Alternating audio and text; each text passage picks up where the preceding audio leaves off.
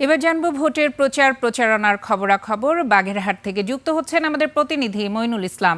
মইনুল, কেমন দেখছেন ভোটের হাওয়া আর প্রচার প্রচারণা ও ভোটারদের ভাবনা নিয়েও সেই বিষয়গুলো আমাদের একটু বিস্তারিত জানাবেন। ধন্যবাদ।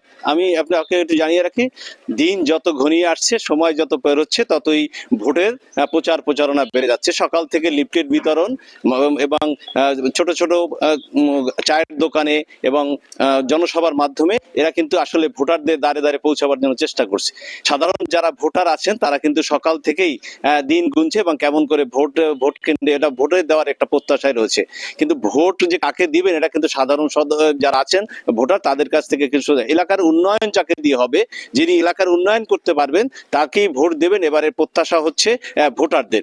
ভোটাররা অতি উৎসাহ আছে, যেহেতু 17 বছর ভোট কেন্দ্রে যেতে পারেননি এবং ভোট দিতে পারেননি, ভোট দেওয়ার জন্য উদ্বিগ্ন হয়ে আছেন। তারা ভোট দিতে চায়। এলাকার উন্নয়ন এবং উন্নয়ন যা দিয়ে হবে তাকেই ভোট। আমি যদি একটু আপনাকে দেখা চাই যে আপনার কাছে সাথে রয়েছেন সাধারণ একজন ভোটার, আমরা তার সাথে একটু কথা বলবো।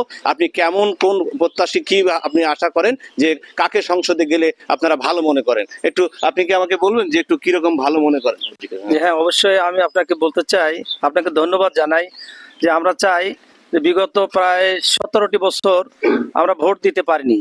আমাদের সেন্টারে গেলে দেখতাম যে আমাদের ব্যালট পেপার নেই অথবা বাক্স ভরা হয়ে গেছে, দিনের ভোট রাতে হয়ে গিয়েছে। সুতরাং আমরা চাই একটি নির্বিঘ্নে, আশঙ্কা মুক্ত পরিবেশে, একটি সুন্দর পরিবেশে, উৎসব মুখর পরিবেশে সবাই যাতে আমরা ভোট দিতে পারি। এখানে কোনো চাপ থাকবে না, সবাই নির্বিঘ্নে সুন্দর পরিবেশে ভোট দিবে, কোনো ভয়ভীতি থাকবে না, এরকম একটি সুন্দর পরিবেশ আমরা চাই। এভাবে একটি ভোটের মাধ্যমে আমরা চাই যাকে দিয়ে এলাকার উন্নয়ন হবে। আজকে আমাদের মোরেলগঞ্জ পানকুসি নদী ব্রিজ দরকার, আমাদের বেড়িবাঁধ দরকার, ফসলের জমি আমরা দেখছি বন্যায় প্লাবিত হয়, ক্ষতিগ্রস্ত হয়, এই সমস্ত খাল খনন দরকার, স্লুইস দরকার। এরপরে সুন্দরবনকে পর্যটন এরিয়া ধরে সেখানে আদায়ন করা দরকার এবং আমাদের রাস্তাঘাটের উন্নয়ন করা দরকার। জি, এগুলো আমাদের দরকার। আপনি শুনছিলেন সাধারণ ভোটারদের প্রত্যাশা। এই প্রত্যাশা নিয়েই তারা ভোট কেন্দ্রে যেতে চান।